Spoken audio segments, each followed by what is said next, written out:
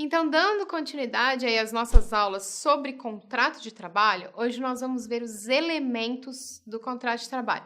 Lembre-se, então, que essa matéria é mais teórica, não fiquem aí, não durmam durante as aulas, vamos tentar ler o código, tentar focar aqui para a gente aprender o máximo possível, que essa matéria é muito importante aí para vocês.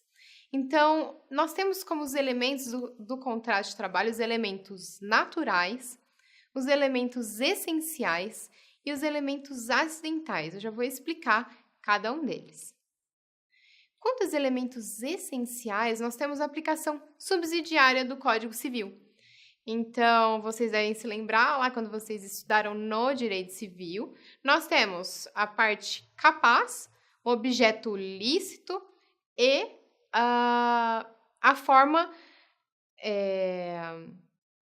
prevista em lei, né? Nós não podemos fugir aí da forma prevista em lei. Então, agente capaz, no direito do trabalho, via de regra, né?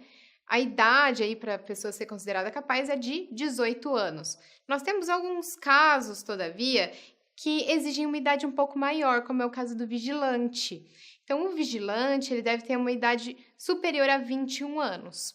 Vocês devem se lembrar também, quando a gente estuda a Constituição Federal, no artigo 7º, que nós temos a proibição do trabalho do menor de 18 anos em atividades insalubres, perigosas, né? Durante o período noturno. Então, essas regrinhas vocês não podem se esquecer.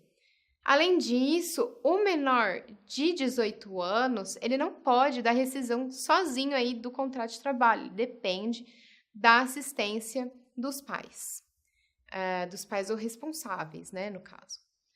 Além disso, quanto à forma, a forma prescrita ou não defesa em lei, nós temos que nos lembrar que o contrato de trabalho, ele não exige uma forma necessária, ele pode ser pactuado tanto de forma escrita como de forma verbal e ainda pode se dar de forma tácita. Ora, aí vocês devem estar pensando, como que se dá um contrato de forma tácita? Ora, aqui nós temos o Liu, que trabalha aqui pra gente. Então, ele começou a vir aqui, começou a trabalhar, começou a gravar as aulas, e aí recebe um salário, recebe ordens, só que não foi feito nenhum contrato escrito, nem um contrato verbal. Então, esse contrato é tácito, ele trabalha, mas não foi disposto nada aí sobre o que ele faria ou deixaria de fazer, mas ele recebe ordens, vem aqui todo dia, recebe um salário, tá certo? Então, lembrem-se que pode ser também um contrato escrito, né? Que é o contrato formal ou verbal, né? Então, aí eu falo para o empregado como vai ser esse contrato. Além disso, o objeto do contrato deve ser um objeto lícito. Depois, mais para frente, nós vamos ver aí as teorias da nulidade. Não pode se admitir que seja empregado aquele que trabalhe numa clínica clandestina, por exemplo, né? Uma clínica clandestina de aborto.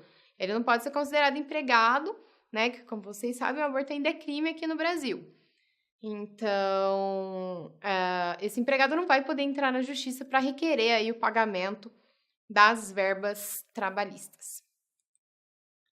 Além disso, nós temos os elementos naturais do contrato, que são aqueles elementos que todo contrato tem, mas não precisa nem falar que eles existem. É o caso da jornada de trabalho. Todo contrato tem uma jornada de trabalho, se pressupõe que existe aquela jornada de 8 horas diárias e 44 horas semanais. Então, aí nós temos o exemplo das horas extras, a jornada. Então, todo contrato tem, mas ele não precisa nem aí vir escrito no contrato, né? Muitas vezes isso é disciplinado, mas, via de regra, não precisa estar constando aí no contrato de trabalho. Por fim, nós temos os elementos acidentais. Como o próprio nome diz, ele vai estar lá de vez em quando, né? No contrato, via de regra, não está. Nós temos o termo, né? Via de regra, vocês se lembram que um contrato de trabalho é por prazo indeterminado. O termo é indeterminado, por quê? Ele se prolonga no tempo, né? Então, se eu contrato alguém, é porque eu quero que ele trabalhe para mim até não tem um prazo final para que isso se conclua, né? As exceções são os contratos por prazo determinado, contrato por termo determinado. E a condição que é muito rara no direito do trabalho, que acontece quando, olha, eu só vou te contratar depois que você terminar a faculdade. Eu só vou te contratar depois que você terminar referido curso, né? Um mestrado, um doutorado, enfim. Bom, com isso nós concluímos mais essa aula. Aguardo você para a nossa próxima aula aí sobre contrato de trabalho.